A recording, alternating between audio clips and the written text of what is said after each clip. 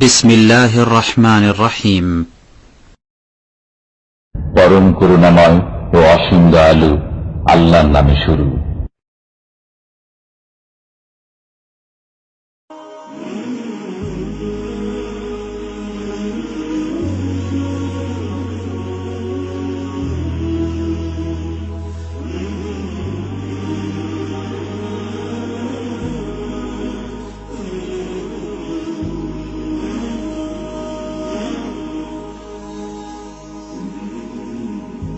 اقرأ وربك أكرم اقرأ فأنت الملهم اقرأ ورتل باب ما وهب الإله المنعم اقرأ فإن قناتنا نحو المعالي سلم للذكر للقرآن كم تحدو به وتعلم اقرأ وربك أكرم اقرأ فأنت الملهم باب ما وهب الإله المنعم اقرأ فإن قناتنا نحو المعالي سلم للذكر للقرآن كم تحدو به وتعلم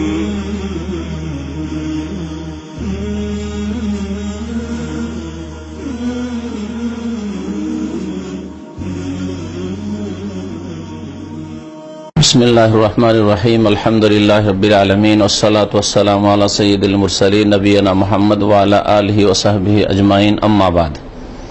ফাকাদ ক্বালা আল মুআল্লিফ রাহিমাহুল্লাহু তাআলা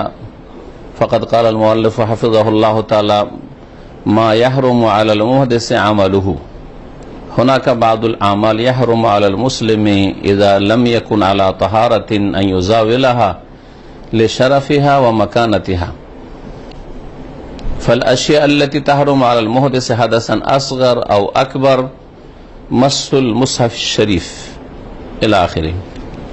মহান আল্লাহর সমস্ত প্রশংসা যে আল্লাহ পাক রব্বুল আলামিন পবিত্রতাকে পছন্দ করেন, সুতরাং পবিত্রতা অর্জনের জন্য আল্লাহ পাক নির্দেশ দান করেছেন এবং আল্লাহ পাক কোরআনে কারীমে ইরশাদ করেছেন, ইন্নাল্লাহা ইউহিব্বুত তাওয়াবিন ওয়া ইউহিব্বুল মুতাতাহহিরিন। নিশ্চয় আল্লাহ রাব্বুল আলামিন তওবাকারীদেরকে ভালোবাসেন, পছন্দ করেন, আর যারা পবিত্রতা অর্জনকারী তাদেরকে আল্লাহ পাক ভালোবাসেন, পছন্দ করেন। তওবা করার মাধ্যমে মানুষের আকীদা, আমল বা আভ্যন্তরীণ অবস্থা পাক পবিত্র হয়, ভিতর পাক পবিত্র হয়। আর পবিত্রতা অর্জনের মাধ্যমে মানুষের শরীর, দেহ এবং দেহে যা কিছু পোশাক রয়েছে সেগুলি পাক হয়। আল্লাহ পাক রব্বুল আলামিন ভিতরের পবিত্রতা পছন্দ করেন এবং পবিত্র অর্জনকারীদেরকে পছন্দ করেন, অর্থাৎ তওবাকারী যারা সংশোধন করেন এই ভুল হলে। আর আল্লাহ রাব্বুল আলামিন পছন্দ করেন যারা পাক পবিত্র থাকে তাদেরকে। আমাদের আলোচনা তাহারাত সম্পর্কে চলছে। তাহারাতের বিশেষ একটি দিক আজকে আলোচিত হবে, সেটা হচ্ছে যেই আমলগুলি বা যেই কাজগুলি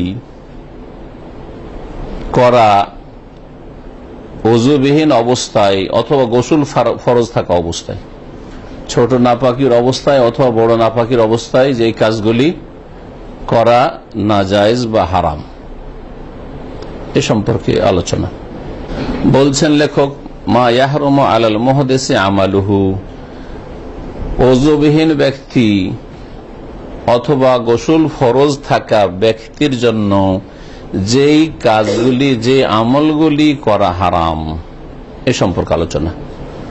বলছেন যে হুনাকা বাদুল আমাল, বেশ কিছু কাজ রয়েছে, ইয়াহরুমু আলাল মুসলিমে, মুসলিমের জন্য হারাম, যদি পবিত্র না থাকে তাহলে সেই কাজগুলি করা।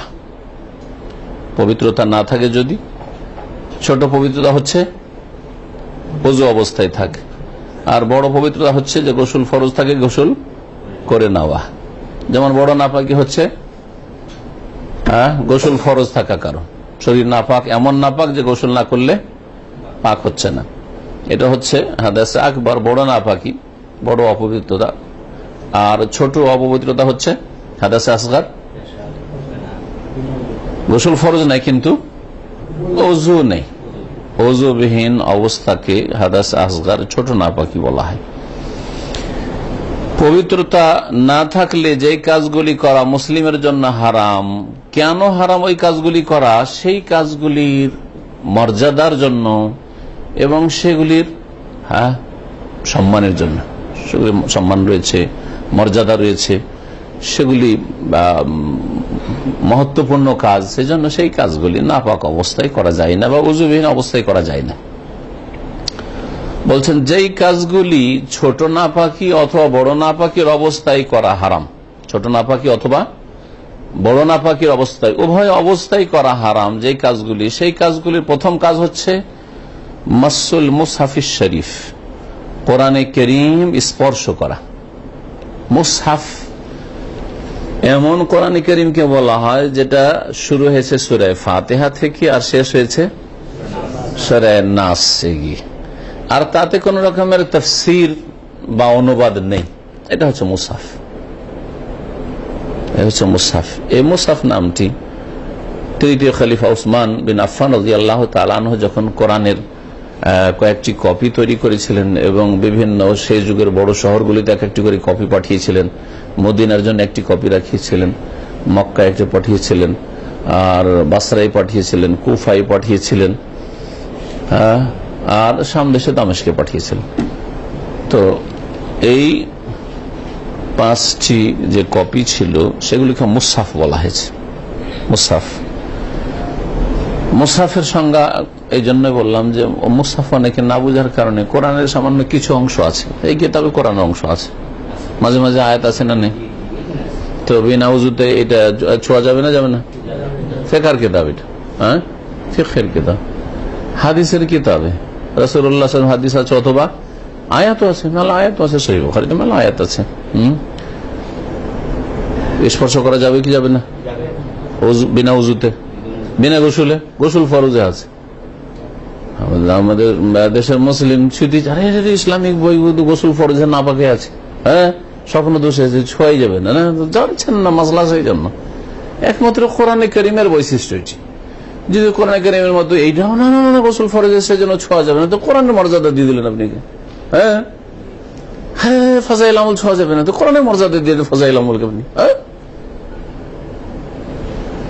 বিদাতে ভরা আর কিচ্ছা কাহিনীতে ভরা আর জাল জয়ীফে ভরা কিতাব কোরআনের মর্যাদা দিয়ে দিলেন আপনি। আর তারপর মানুষের লেখা যদি বিদাতে ভরা নাও থাকে, যদি জাল জয়ীফে ভরা নাও থাকে, হাদিসের কথা হয় আর কিছু আয়াতও আছে, সেটার নাম কোরআনে কারীম নয়, সেটার নাম কোরআনে কারীম নয়, সেটা হয় হাদিস, না হয় ফিকহের কিতাব। সুতরাং নাপাক অবস্থায় স্পর্শ করা যাবে একমাত্র এই খুসুসিয়াতে, বৈশিষ্ট্য হচ্ছে আল কোরআনুল কারীমের, যাতে করে কোরআনে কারীমের স্বতন্ত্র মর্যাদা থাকে। কোরআনে কারীমের মতো কোনো কিতাব নেই এই বিধানের ক্ষেত্রে যে সেটা নাপাক অবস্থায় ছোঁয়া যাবে না। ফালা ইয়ামাসসুহুল মুহদিসু বিদুনি হাইল, সুতরাং ওযুবিহীন অবস্থায় থাকা ব্যক্তি অথবা গোসল ফরজ থাকা ব্যক্তি বিনা আড়ে মুসহাফ স্পর্শ করবে না, মুসহাফ স্পর্শ করবে না।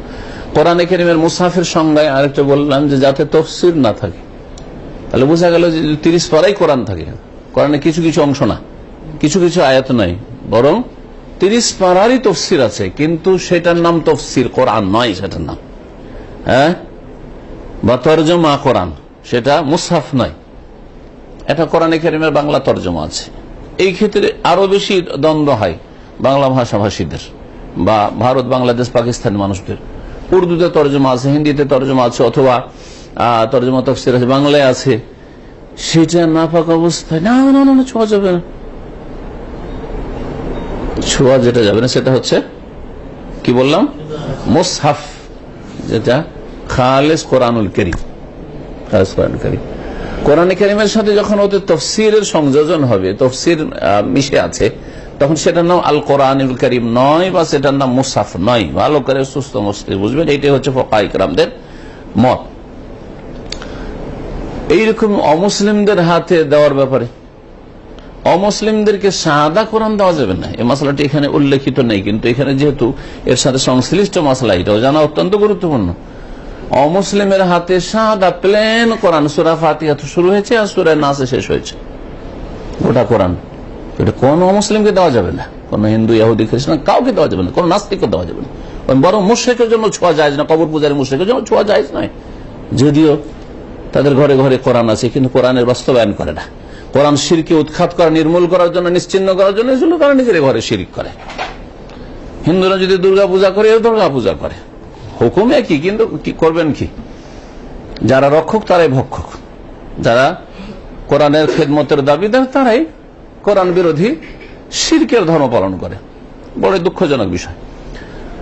তো কথা হচ্ছে যে মুশরিক, কাফের, মুনাফিক, অন্তরের মুনাফিক, নাস্তিক, তারপরে আপনার অমুসলিম যারা কাফের বিভিন্ন জাতি, তাদেরকে খালেস কোরআন ছুঁতে দেওয়া যাবে না, এটা শরীয়তের বিধান, জায়েজ নাই। কিন্তু তাফসীর, এটা অমুসলিম বলছে আমাকে যদি একটা ইংলিশে কোরআনের তরজমা তাফসীর এনে দেন তো আমি পড়বো, পড়ার পরে আমি ইসলামকে জানবো। হ্যাঁ, আমাকে ভালো লাগছে একটু যে আমি ইসলাম জানবো, জানার পরে ইসলাম কবুল করবো। জানার অধিকার আছে, না জেনে কেন অন্ধভাবে ইসলাম গ্রহণ করবে, জানার অধিকার আছে। তো দেওয়া যাবে কি না? দেওয়া যাবে। সঠিক মাসলা হচ্ছে যে তাতে যদি আরবিও লেখা থাকে, 30 পা আরবি লেখা, তার সাথে সাথে তরজমা তাফসীর করা আছে, সেটার নাম মুসহাফ নয়, সেটা হচ্ছে তরজমা তো মানিল কোরআন কারীম, কোরআনে কারীমের তরজমা, সেটা কোরআনে কারীমের অনুবাদ সেটা। সুতরাং সেটা দেওয়া জায়েজ। একদল উলামা একটু অধিক সতর্কতা অবলম্বন করেছে, ভারত, বাংলাদেশ, পাকিস্তানে অধিক সতর্কতার মাসলা একটা আলাদা, জায়েজ অথবা তাদের একটা সংশয়, সেজন্য তারা হয়তো জায়েজ মনে করে না, অথবা অধিক সতর্কতা অবলম্বন করেছে জায়েজ মনে করলেও, সেই জন্য তারা করেছে কি কিছু এইরকম কোরআনের তরজমা বেরিয়েছে, আরবি মোটেই লেখা নেই, শুধু বাংলা লেখা আছে। এরকম তরজমা দেখেছেন? কেউ দেখেছেন?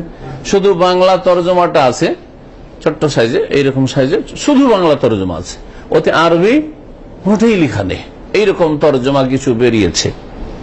কলকাতায় একটা কোরআন ছেপেছিল কোন এক সময়, যে বিভাগ আমার কাছে এসছে, আমার কাছে আছে, হ্যাঁ নেটে তো আছে, কিন্তু এমনিতে আমার কাছে নিজের কাছে আছে, এখানে নেই অবশ্য, দেশে কোনো কালা আমার কাছে আলহামদুলিল্লাহ এসেছিলটা।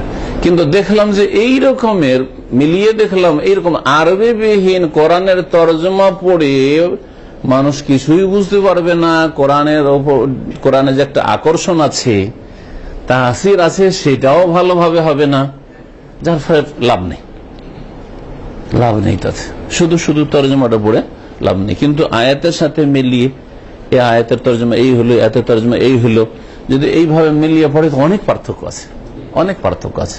আপনি নিজে একজন মুসলিম হিসেবে পড়ে দেখবেন, আরবিটা পড়েন না সূরা ফাতিহা, তারপর তরজমাটা পড়েন, সূরা বাকারা এক রুকু পড়েন আর তারপর তরজমা পড়েন, এরকম করে পড়ে দেখেন। আর আপনি আরবি ধরলেন না, আরবিটা পড়লেন না, শুধু তরজমা পড়েন, কিছু স্বাদ পাবেন না। কালামুল্লাহ হচ্ছে আরবি ভাষাতে যেটা, সেটা কালামুল্লাহ, এই আল্লাহর কালাম, আল্লাহর বাণীর তাসির রয়েছে, যেটা অকল্পনীয়, অকল্পনীয়। মানুষের কথা যদি মানুষের উপর তাসির হয়, আপনি আকৃষ্ট হয়ে যাচ্ছেন, প্রভাবিত হয়ে যাচ্ছেন। রাসূলুল্লাহ সাল্লাল্লাহু আলাইহি সাল্লামের কথায় যদি তাসির হয়, বড় যারা বক্তা, যারা কবি, তাদের কথাতে সেহর রয়েছে। নবী সাল্লাল্লাহু আলাইহি ওয়াসাল্লাম ইন্না মিনাল বায়ানি লাসিহরা, কিছু কিছু মানুষের বক্তব্যে অথবা আলোচনায় বা কবিতায় সেহর, জাদু রয়েছে, জাদুর মতো প্রতিক্রিয়া রয়েছে। তাহলে আল্লাহ রাব্বুল আলামিনের বাণীতে কত তাসির রয়েছে, প্রতিক্রিয়া রয়েছে, চিন্তা করুন। এই জন্য আরবির সাথে মিলিয়ে তরজমা পড়বেন মুসলিমরা, আর অমুসলিমদেরকেও আরবির সাথে বাংলা অনুবাদ সহ দেওয়া জায়েজ, এই মশলাটি জানি। একটি ক্ষেত্রে শুধু দেওয়া, কাফের হাতে কোরআনে কারীম ছাড়াও কোরআনে কারীমের তরজমাও দেওয়া যাবে না। কখন? যখন আশঙ্কা আছে যে অবমাননা করবে, শ্রদ্ধার সাথে নিচ্ছে না, আশঙ্কা আছে অবমাননা, দুশ্মন, শত্রু, ইসলামের শত্রু, মুসলিমের শত্রু, মুসলিম বিদ্বেষী, ইসলাম বিদ্বেষী, তার হাতে আপনি কোরআন তুলে দিচ্ছে, অবমাননা করবে, জ্বালিয়ে দিতে পারে, নাপাক জায়গায় ফেলে দিতে পারে, বেহুরমতি করতে পারে। সুতরাং ওই রকম বিদ্বেষী কাফের হাতে কোরআন এবং কোরআনের তরজমা, এমনকি ইসলামিক বইও দেওয়া ঠিক নয়, যেখানে বিদ্বেষ প্রকাশ করছে, জবরদস্তি কেউ নিতে চায় না, দিয়ে দিচ্ছেন। আমি বিদাতিকে ফেলতে দেখছি, একবার দাম্মাম হারাজ মার্কেটে, আজকে থেকে 15 বছর আগের ঘটনা, হারাজ মার্কেট একটা লিফলেট, এক বাঙালি টুপিওয়ালা, দাঁড়িয়ে নেই কিন্তু টুপি আছে, এ তো বাঙালি বৈশিষ্ট্য জানেন তো ভালো করে। বাঙালি কেন বলো, ভারতে ওকে তাহলে বোম্বাই দেখলাম, টুপি ছাড়ে না কিন্তু দাঁড়িয়ে নেই, ম্যাক্সিমাম লোকের দাঁড়িয়ে নেই কিন্তু টুপি ছাড়ে না। তো বোম্বাই পিস টিভিতে আলোচনায় গিয়ে কয়েকবার, এটা ওখানকার অভিজ্ঞতা, বোম্বাই সম্পর্কে তো অভিজ্ঞতা ছিল, 3000 কিলোমিটার দূর কলকাতা, তো অনেক দূর, ওখানকার সভ্যতা আলাদা, সংস্কৃতি আলাদা। ভারতে বহু রকমের সভ্যতা সংস্কৃতি রয়েছে এক দেশে। তো বোম্বাই গিয়ে দেখি, আরে ভাই টুপি টুপি আর টুপি আর টুপি, টুপি আর টুপি, টুপি দেখলে বোঝা যায় যে মুসলিম আছে, আর বোরখা দেখলে বোঝা যায় মুসলিম আছে। এই দুটো দেখে বুঝতে পারি। এই এলাকায় গাড়িতে যখন যাই আমরা, স্টুডিওতে, হোটেল থেকে নিয়ে যাই, দেখি রাস্তাতে কোনো কোনো মহল্লাতে বোরখা পরে মহিলারা চলাফেরা করছে, অথবা টুপি, বুঝতে পারি যে এটা মুসলিম মহল্লা, না হয়তো বোঝার কিছু নেই। মাঝে মধ্যে কখন হয়তো মসজিদ নজরে চলে আসে, আবার আসেও না, রোড থেকে হয়তো ভিতরে মসজিদ আছে, নজরও আসে অনেক সময়। এতে বোঝা যায় রাস্তাঘাটে বোরখা টুপি দেখি, টুপি আছে দাঁড়িয়ে নাই, অথচ দাঁড়িয়ে ওয়াজিব আর টুপি সাজ। টুপি মুস্তাহাব, আমি যদিও বললে বলা যায় ভালো জিনিস, মুস্তাহাব মানে ভালো জিনিস, কিন্তু কথা হচ্ছে যেটা সাজ, এটা যে সুন্নতি ভালো জিনিস এটাও বলবো না। তবে আরবরা সবসময় মাথা ঢাকাটাকে ভদ্রতা মনে করতো। এক এক দেশের এক একটা ভদ্রতা আছে, এক এক দেশের এক একটা ভদ্রতা আছে। আমাদের দেশের ভদ্রতা হচ্ছে যে টুপি পাঞ্জাবিতে থাকে, পায়জামা পাঞ্জাবি পরা ভদ্রতা, হ্যাঁ ঠিক কিনা, শার্টের তুলনায়।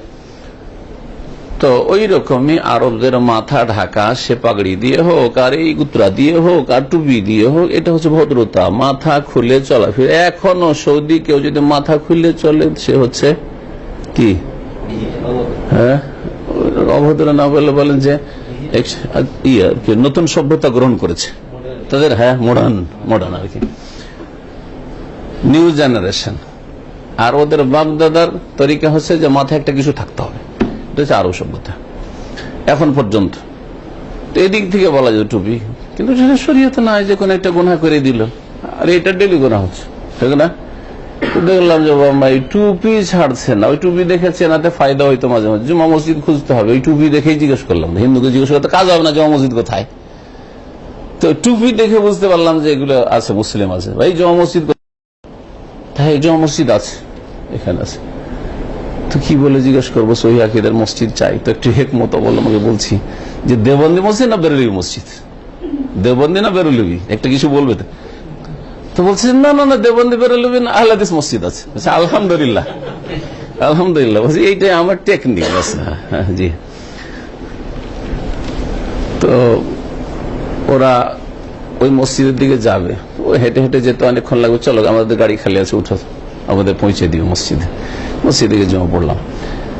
তো যাই হোক, কি বলছিলাম, হ্যাঁ কি বলছিলাম, কথা লম্বা হয়েছে। হারাজে লিফলেট দিলাম, লিফলেট টুপি লাগিয়ে আছে, দাঁড়িয়ে নাই, কিন্তু বুঝতে পারলাম দাঁড়িয়ে না থাকলেও গোড়া আছে মোল্লা, বিনা দাড়ির মোল্লাও আছে মেলায়, তাই না, মানে গোড়া আর কি, পীর ভক্ত, মাজার ভক্ত, বিদাতি, এইরকম টাইপের আর কি। তখন তো লজ্জায় নিয়ে নিল, আর আমার তো এটা আছে, তো এটা দেখলো তো অনেকে ভয়ই করে, বুঝতে পারছেন তাই না, কি জানি আরবি হইতে পারবে কিছু। তো নিয়ে নিল, নিয়ে নেওয়ার পরে একটু গিয়ে ফেলে দিছে, ফিরে দেখি পড়ে আছে এটা। তো আমার সাথে আর একজন শেখ ছিল, আমাদের কাশ্মীরি ভাই, ওকে বললাম যে দেখে ফেলে দিছে, কিন্তু আমরা ডাকি ওকে, এই শোনেন শোনেন শোনেন, ভেতর তার কাঁপতে শুরু হয়েছে, যে ফেললেন কেন, এটা কথা বলে না। আমি উঠাইলাম, ওঠার পরে বললাম দেখছেন কোরআন লেখা আছে, কোরআন কারীমের কয়েকটি আয়াত লেখা আছে, ওসিলার আলোচনা ছিল, বুঝতে পেরেছেন, কোরআনে কয়েকটি আয়াত রয়েছে, ফেললেন আপনি, কত বড় কাবিরা গুনাহ করলেন, কোরআন আয়াত নিক্ষেপ করলেন আপনি। এটা একজন মুসলিমের কাছ থেকে আশা করা যায়? এটা কাফের ফেলে দিতে পারে মুসলিম। তাহলে মুসলিমরাও যে কখনো কখনো কাফেরকে হারিয়ে দেয়, কথা বুঝতে পেরেছেন, বিদ্বেষ থাকার কারণে। সহিহ আকীদার সাথে বিদ্বেষ আছে, তাওহীদ সুন্নাতের সাথে বিদ্বেষ আছে, শিরক আর বিদআতের সাথে মহব্বত আছে, যার ফলে সৌদি আরবের ছাপা জিনিস এটা নেওয়া যাবে না, এটা নেওয়া যাবে, এটা নিলে ধর্ম চলে যাবে তাদের, হ্যাঁ কবর মাজার পূজার ধর্ম, পীরের ধর্ম যে চলে যাবে। তো যাই হোক, ওকে একটু শাসানি টাসানি দিলাম, ভুল স্বীকার করলো শেষখানে, ভয় যায়, আল্লাহ হিদায়াত করে।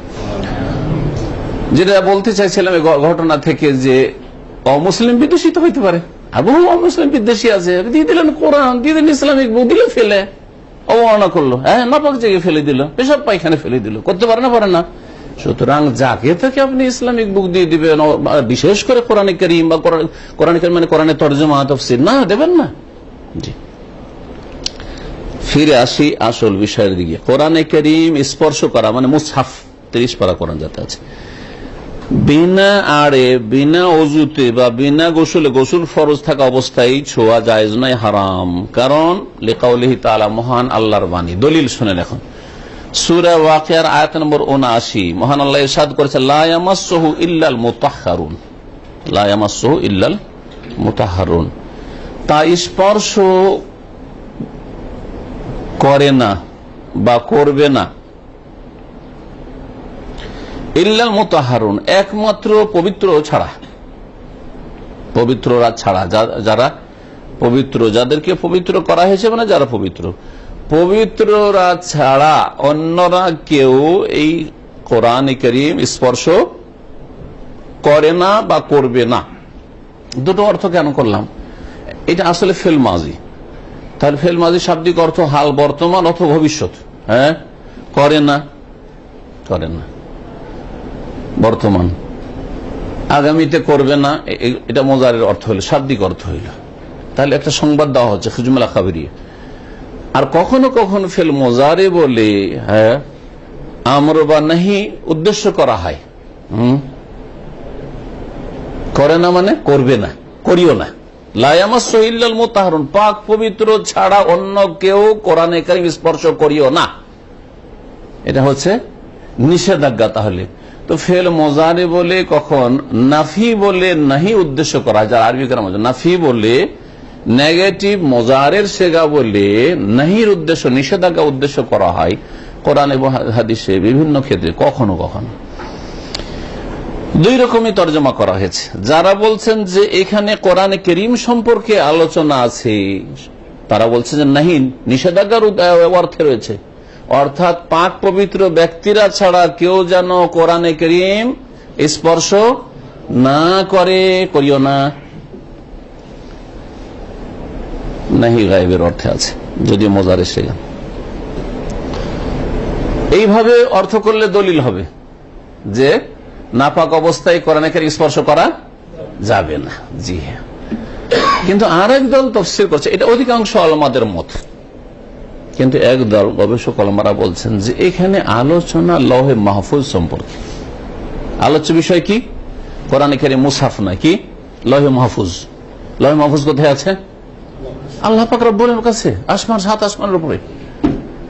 লৌহে মাহফুজ সম্পর্কে আলোচনা চলছে, যেখানে কোরআনে কারীম লেখা আছে, তাকদীর লেখা আছে।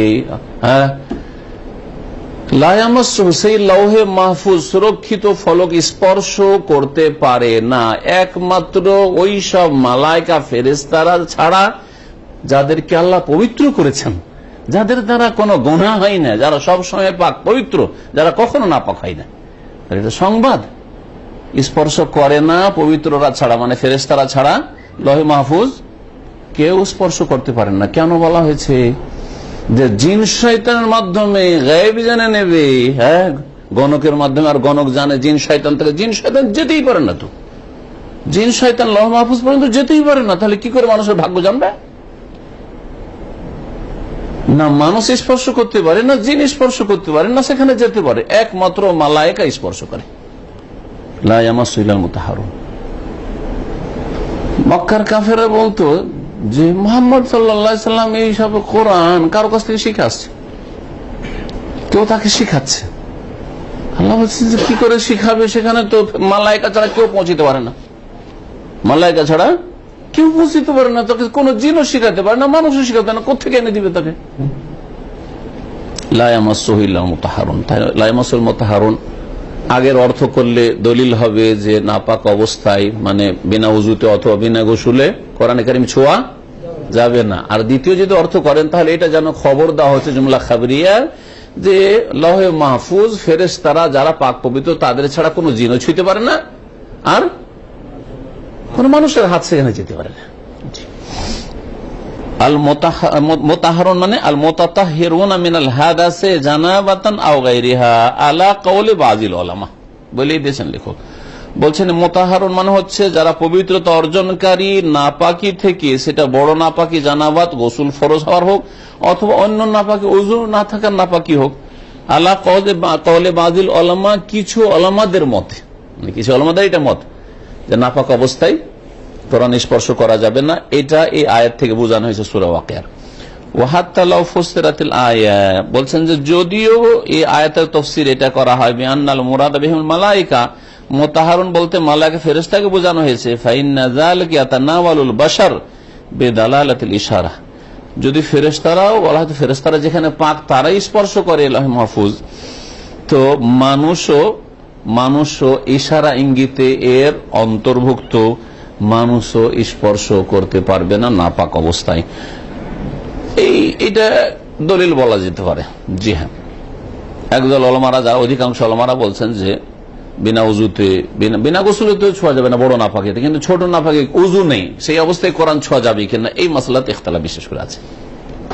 কিন্তু আর একটা হাদিস আছে এই ক্ষেত্রে, সেটা একটু স্পষ্ট দলিল যে বিনা উজুতে কোরআনে কারীম বা নাপাক অবস্থায় কোরআনে কারীম স্পর্শ করা যাবে না। ওয়ালেমা ওয়ারাদা ফিল কিতাব আল্লাযী কাতাবাহু রাসূল সাল্লাল্লাহু আলাইহি আমর ইবনে হাজমিন,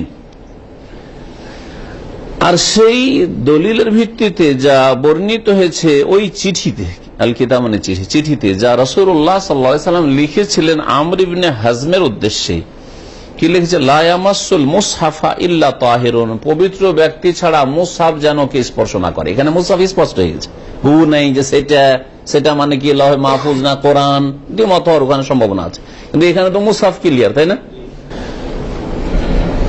এখানে মুসহাফ চলে আসো, তাই লা ইয়ামাসসুল মুসহাফা ইল্লা তাহিরুন, না মুসহাফ স্পর্শ করবেন না পবিত্র ব্যক্তি ছাড়া আর কেউ, মানে অপবিত্র ব্যক্তি, সে ছোট নাপাকির অবস্থায় হোক আর বড় নাপাকির অবস্থায় হোক। ইমাম নাসাই বর্ণনা করেছেন হাদিসটি, অন্যান্যরা বর্ণনা করেছেন মুত্তাসিল সনদে, মানে সনদে কোন রকম বিচ্ছিন্নতা নেই সূত্রে, এবং সহিহ সনদ।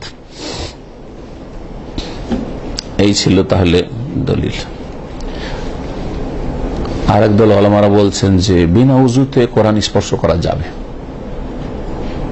চার ইমামের মত অবশ্য যে না, জায়েজ নাই বিনা উজুতে, যেমন গোসল ফরজ হয়ে আছে বড় নাপাকি, ওই অবস্থায় কোরআন ছোঁয়া যাবে না, ঠিক তেমনি উজু নেই এই অবস্থায়ও কোরআন এখানে স্পর্শ করা যাবে না। এটা আবু হানিফার মত, ইমাম শাফি, মালিক, আহমদ রাহমাহুমুল্লাহ, চার ইমামের মত, অধিকাংশ ওলামাদের মত এটি। একদল ওলামারা বলছেন যে এই দলিলগুলি তো স্পষ্ট নয় যে কি ধরনের পাক হইতে হবে। আগেরটা ফেরেশতাদের সম্পর্কে বলা হয়েছে, আল্লাহ মাহফুজ সম্পর্কে তো গেল, তাহলে মানে নিশ্চিত দলিল হচ্ছে না। দ্বিতীয় যেটা আছে হাদিস নাসাইর, যে মুসহাফ কোরআন স্পর্শ করবে না পবিত্র ব্যক্তি ছাড়া, পবিত্র ব্যক্তি কথাটি কয়েক অর্থে ব্যবহৃত হয়ে থাকে। একটি অর্থ হচ্ছে যে মুসলিম পবিত্র, আর কাফের হচ্ছে অপবিত্র, অপবিত্র, ঠিক না? আল্লাহ সূরা তাওবাতে কি বলেছেন, ইন্নামাল মুশরিকুনা, মুশরিক হচ্ছে নাপাক। তো মুশরিক যখন নাপাক, এর বিপরীত অর্থ কি? মুসলিম হচ্ছে, মুমিন মুসলিম হচ্ছে পাক। তো পাক ব্যক্তি ছাড়া, পবিত্র ব্যক্তি ছাড়া মুসহাফ ছুঁবে না, মানে মুসলিম ছাড়া কোনো কাফের যেন কোরআন না ছয় না স্পর্শ করে। তাহলে এই অর্থ হলে তাহলে উজু শর্ত, এটা তো বলতে পারছেন না নিশ্চিত, এটা বুঝতে পারছেন? কি করে বলবেন যে যদি হাদিস থাকতো এরকম যে কোরআন লা ইয়ামাসসুল মুসহাফা ইল্লা বিউযুইন ইল্লা বিউযুইন, এরকম যদি থাকো তাহলে আলাদা কথা। ওযু ছাড়া, এরকম ওযু ছাড়া ইল্লা তাহির, মুসলিম হচ্ছে তাহির, এটা। আচ্ছা, তারপরে আর একটা অর্থ তাহিরের, যে গোসল ফরজ হয়ে নেই, হ্যাঁ, স্বপ্নদোষ হয়নি, স্বামী স্ত্রীর সহবাস হয়নি, হ্যাঁ, হাইজ নেফাসের অবস্থায় মহিলা নেই, উজু নেই, শুধু একজন মুসলিমের উজু নেই, পাক না নাপাক সে? এক অর্থে পাক, যে তারপর গোসল ফরজ নেই, কিন্তু আর এক অর্থে নাপাক, সেটা হচ্ছে যে উজু নেই বলে, ঠিক না? তাহলে এখানে যদি আমি এইরকম তর্জমা করি, ওরা বলছে, যারা বলছে যে উজু শর্ত না ছোঁয়ার জন্য, লা ইয়ামাসসুল মুসহাফা, কোরআন স্পর্শ করবে না একমাত্র পবিত্র ব্যক্তি ছাড়া, মানে যে বড় নাপাক এতে পবিত্র, কাফের মুশরিক ছুঁতে পারবে না, আর বড় নাপাক যেন না হয়, গোসল ফরজ হয়ে না থাকে। কিন্তু উজু না থাকে তবুও স্পর্শ করতে পারবে না, এটা কোথা থেকে স্পষ্ট হচ্ছে? বুঝতে পেরেছেন তাদের যুক্তি? একে অপরের জবাব দিয়েছে, তারা দুটো দলিল দিয়েছে, একটি আয়াত একটি হাদিস। অধিকাংশ ওলামারা যে এটা বিনা ওযুতে কোরআনে কারীম স্পর্শ করা যাবে না, ছোট নাপাকি থাকলেও মানে উযু না থাকলেও স্পর্শ করা যাবে না, গোসল ফরজ থাকলেও স্পর্শ করা যাবে না, আর কাফের মুশরিক স্পর্শ করবে। তাহলে তিনটি কথা হইল, তাই না? কাফের মুশরিক স্পর্শ করবে না, আর গোসল ফরজ থাকলেও স্পর্শ করবে না, আর উযু না থাকলে স্পর্শ করবে না। আরেক দল ওলামা বলছেন যে হ্যাঁ, কাফের স্পর্শ করবে না, বড় নাপাকি থাকলে স্পর্শ করবে না, কিন্তু উযু না থাকলে স্পর্শ করবে না। ক্লিয়ার দলিল কোথায়? নেই। বুঝতে পেরেছেন? তবে ইখতিলাফ থাকলেও সুবিধাবাদী না হয়ে অধিক সতর্কতা এহতিয়াত হচ্ছে যে উযু অবস্থায় কোরআনটা স্পর্শ করবেন যদি সরাসরি ছুঁইতে হয়। সরাসরি ছোঁয়া মানে যেখানে কোরআন লেখা হচ্ছে এটা ছুঁইছেন, অথবা গোটাটা এইভাবে ছুঁইছেন সরাসরি, কিন্তু এর উপর যদি কভার থাকে, হ্যাঁ, যেমন ছোটকালে কাপড়ের কভার ব্যবহার করতাম, হ্যাঁ, কাপড়ের কভারকে ছোটকালে জুজদান বলা হইতো, আগের মুরব্বীরা বলতে পারবে এই নামটি, হ্যাঁ, তো এটা অথবা এইভাবে যদি স্পর্শ করে আড় হয়ে গেল, বলে যে আড় দিয়ে স্পর্শ করা যাবে। বড় নাপাকির অবস্থায় ও যদি ধরার প্রয়োজন হয় তাহলে আড় দিয়ে ধরতে পারবে, কারণ কিছু কিছু অবস্থা আছে যেই সময় কোরআন হয়তো স্পর্শ করা জরুরি হয়ে যাচ্ছে। কোরআনের টিচার, মহিলা টিচার, আর মাসে 10 দিন করে মাসিক থাকবে, 10 দিন মাদ্রাসা কামাই করবে নাকি, আর মেয়েদের পড়াশোনা বরবাদ করবে নাকি বলেন দেখি? হ্যাঁ, জটিলতা না? প্রতি মাসে 10 দিন করে গায়েব থাকবে,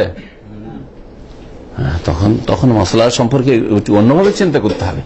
সেই ক্ষেত্রে যদি স্পর্শ করতে হয় তাহলে আড় দিয়ে করবে, হ্যাঁ, শুনবে, হাত মোজা থাকলে হইল।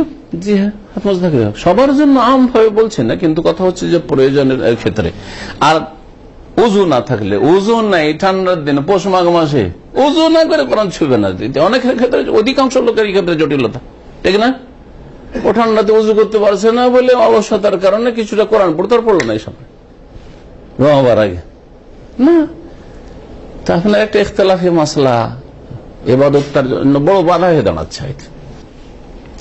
ওয়ালা বাস আন ইয়াহমিলা গায়রুল মুতাতাহহির আল মুসহাফ ফি গিলাফিন আও কিসিন মিন গায়রি আন ইয়ামাসসাহু, আর কোন আপত্তি নাই যে নাপাক ব্যক্তি যে পবিত্র নাই সে বহন করবে মুসহাফ, গোটা কোরআন, ফি গিলাফ, কোন কভারে ঢুকিয়ে, এটা কভার, কাগজের কভার আছে, কভার অথবা কাপড়ের কভার আছে, আও কিস অথবা কোন পলিথিনে পেঁচি, মিন গায়রি আমাসা, সরাসরি না ছুঁয়ে স্পর্শ না করে যদি আড়ে। ওয়াকাযালিকা লা বাস আন ইয়ানজুরা ফি, এইরকমই যদি, এইরকম ছেলে মেয়েদের পড়াচ্ছে, নিজে ছুঁইছে না, দেখছে, শুধু দেখে কারণ শুনছে, হয়তো মুখস্থ শুনছে ছাত্রীদের কাছ থেকে মহিলা, হ্যাঁ, পুরুষদের ব্যাপারটা হচ্ছে আলাদা। আর স্বপ্নদর্শী তাদের গোসল করে নিতে পারে, কিন্তু মহিলার ব্যাপার তো ভিন্ন খানিকটা, পুরুষের মতো তো নয়। ওই জন্য পুরুষের ক্ষেত্রে বলবো না যে ফরজ গোসলে আজ আর পড়াইতে বসে যাবে সকালে এসে মাদ্রাসায়, ছেলেদেরকে না, গোসল করে আসো, 5 মিনিট 10 মিনিট গোসল করে আসো তুমি। এইরকমই দেখতে অসুবিধা নেই, না ছুঁয়ে দেখছে কোরআনের দিকে, শুনছে আর দেখছে, অনেক সময় মুখস্থ সন্দেহ হইতে পারে। বা মনে মনে পড়ছে, হ্যাঁ, জবান নড়ানো যাবে না। পড়া 3 রকম, একটা হচ্ছে উচ্চ স্বরে পড়া, আউযু বিল্লাহি মিনাশ শাইতানির বিসমিল্লাহির রহমানির রহিম আলহামদুলিল্লাহি রাব্বিল আলামিন, এটা হচ্ছে জেহরি কিরাত। আর একটা হচ্ছে জবান আর জিহ্বা নড়িয়ে, জবান জিহ্বা আর ঠোঁট আর জিহ্বা নড়িয়ে, হরকত দিয়ে। আমার ঠোঁট নড়ছে না, জিহ্বা নড়ছে না, হ্যাঁ, এটা হচ্ছে সিররি কিরাত, সিররি। আর এটা হচ্ছে কালবি, মনে মনে পড়া, এখানে মনে মানে জিহ্বা একটু হিলবে না আর ঠোঁটও নড়বে না। তাহলে নাপাক অবস্থায় কলবে শুধু পড়া, জিহ্বাও নড়াবে না, ঠোঁটও নড়াবে না, আর উচ্চ স্বরেও পড়বে না। 2 রকম কিরাত তাহলে চলছে না। কি করবে? কলবে পড়া কেমন হয়? কলবে পড়া খুব সহজভাবে বুঝেন। কলবে পড়া হচ্ছে যে কোরআনের যে আয়াতগুলো আছে সেদিকে তাকাচ্ছেন, আর একটু আপনি উচ্চারণ করছেন না, কিন্তু আপনার হৃদয়টাকে ওর ওপর দিয়ে অতিক্রম করাচ্ছেন, মানে হৃদয়ের ওপর দিয়ে আপনি হৃদয়টা ফিরাচ্ছেন কোরআনের ওপর, সহজ ভাষায়। আপনার কলবটাকে কি করছেন? ওই আয়াতগুলির উপর ফিরাচ্ছেন, তামরিরুল কলব, হ্যাঁ, আল্লাহর আয়াত। আপনার কলবটাকে আপনি ফিরাচ্ছেন কিসের উপর? আয়াতের উপর, সূরার উপর। সূরা ফাতিহা না পড়ে আমি প্রথম মগজে আর দিলে জবান একটু নড়াইলাম না, আলহামদু খেয়াল করলাম, বিল্লাহ খেয়াল করলাম, রব খেয়াল করলাম, আলামিন খেয়াল করলাম, এটা হচ্ছে কলবের পড়া। এটা জায়েজ আছে যে কোনো নাপাক অবস্থায়, সমস্ত জিকির আজকাল জায়েজ। এইরকম কোরআনে কারীম সম্পর্কে চিন্তা করা কলব দিয়ে, এটা জায়েজ রয়েছে। কারণ নবী করিম সাল্লাল্লাহু আলাইহি ওয়াসাল্লাম সর্বদা আল্লাহর জিকির করতেন। হাদিসে সহিহ মুসলিম হাদিস, কানা রাসূলুল্লাহ সাল্লাল্লাহু আলাইহি ওয়াসাল্লাম ইয়াযকুরুল্লাহ আলা কুল্লি আহইয়ানি। এই হাদিসটি খুব অকাট্য দলিল। রাসূলুল্লাহ সাল্লাল্লাহু আলাইহি ওয়াসাল্লাম সর্বদা আল্লাহর জিকির করতেন। সর্বদার মধ্যে বড় নাপাকি আছে, গোসল ফরজ হওয়া আছে, হ্যাঁ, বাথরুমে থাকা আছে না নেই, সেই সময়গুলো তো জিকির। তো বাথরুমে বসে আছেন, তারপর জিকির হইতে পারে, কিন্তু সুবহানাল্লাহ বলছেন জায়েজ না? জায়েজ। সুবহানাল্লাহ জোরে বললেন না, আপনি মনে মনে জিহ্বা নড়ালেন, ঠোঁট নড়ে, জায়েজ? ওটাও জায়েজ নাই।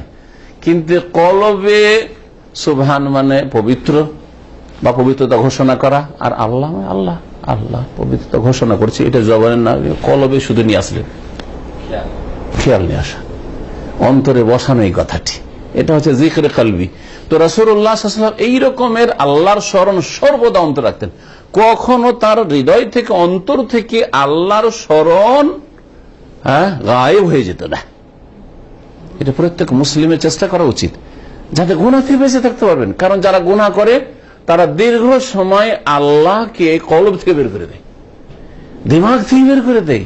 মগজে আল্লাহ, আল্লাহর কুদরত, আল্লাহর পাকড়াও, আল্লাহ পাকের ইলম, আল্লাহ পাক রব্বুল আলামিন সর্বশক্তিমান, আল্লাহ যে হিসাব নিকাশ নেবেন, এই কথা মগজ থেকে বের করে দিচ্ছে, কলব থেকে আল্লাহর ভয় বের করে দিচ্ছে, যার ফলে গুনাহে গিয়ে লিপ্ত হচ্ছে। এই জিকিরের বহু ফায়দা রয়েছে। তো এইরকম স্মরণ রাখার নাম হচ্ছে অন্তরের জিকির বা অন্তর থেকে স্মরণ করা। অন্তরের জিকির মানে বিদাতি জিকির নয়, সুফিদের ছয় লতিফার জিকির, এদিক থেকে ওইদিকে চাপ দেবেন আর এই করবেন সেই করবেন, এগুলো ভণ্ডামি তাদের, এগুলো ফালতু কথা। আর তার হৃদয় পাঠ করবে, মিন গায়রি মাসসিন, স্পর্শ না করে পাতা উল্টাবে, স্পর্শ না করে আপনি গোটা পাতার উপর আপনি নজরটা ফিরালেন, আর তার নজর যখন ফিরা হইল তখন কাপড় দিয়ে ধরেন, কাপড় দিয়ে মোজা দিয়ে আবার উল্টে দিয়ে তারপর আবার নজর ফিরাচ্ছেন, জিকির কলবি, জিভা নড়াচ্ছেন না, ঠোঁট নড়াচ্ছেন না, জায়েজ। বড় নাপাকির অবস্থায় জায়েজ। জি হ্যাঁ। দ্বিতীয় যে কাজটি ছোট নাপাকি এবং বড় নাপাকির অবস্থায় হারাম, সেটা হচ্ছে সালাত আদায় করা, নামাজ পড়া, সেটা ফরজ নামাজ হোক অথবা নফল নামাজ হোক। ওয়াহাযা বিইজমাই আহলিল ইলমে, এর ওপর সমস্ত উলামাদের ইজমা, ঐক্যমত রয়েছে। নামাজ বিনা গোসলে পড়া যাবে না, আর বিনা ওযুতে পড়া যাবে না, আর কুফরের অবস্থায় পড়া যাবে না। হ্যাঁ, মুশরিকের নামাজ কবুল হয় না, গোসল ফরজ থাকলে নামাজ কবুল হয় না, ওযু না থাকলে নামাজ কবুল হয়, নামাজ শুদ্ধ হয় না। বুঝতে পারছেন? এবারে এই ক্ষেত্রে ইজমা, ঐক্যমত রয়েছে। কিন্তু কোরআন স্পর্শ করার ক্ষেত্রে এই কথা কেন বললেন না? কারণ ওতে ইজমা নেই, ইজমার বিপরীত হচ্ছে ইখতিলাফ, দ্বিমত রয়েছে। একদল বলছেন যে কোরআন সরাসরি স্পর্শ বিনা উযুতে করা যাবে না, হ্যাঁ, আর একদল বলছেন বিনা উযুতে করা যাবে। তাহলে ইখতিলাফ আছে। ইজাস্তাতা তাহারাতা, যদি পবিত্রতা অর্জন করতে পারে, পবিত্রতা হচ্ছে উযু না থাকলে উযু করা, গোসল না থাকলে গোসল করা, আর গোসল করতে পারছে না, উযু করতে পারছে না, বা গোসল উযুর জন্য পানি নেই, তখন তায়াম্মুম দিয়ে পবিত্রতা অর্জন করা। তায়াম্মুম করবে তো মাটি লব্ধ নাই, বা এমন ভাবে তাকে নিরুপায় করে রাখা হয়েছে, হ্যাঁ, বন্দী, এমন হাত পা বেঁধে নড়তে চড়তে পারে না, নামাজ পড়বে না? যে কোনো অবস্থায় যতক্ষণ হুঁশ আছে নামাজ পড়তে হবে। তাহলে বিনা ওযুতে, বিনা গোসলে এইরকম ব্যক্তি, নিরুপায় ব্যক্তি, এবং বিনা তায়াম্মুমে তাকে নামাজ পড়তে হবে।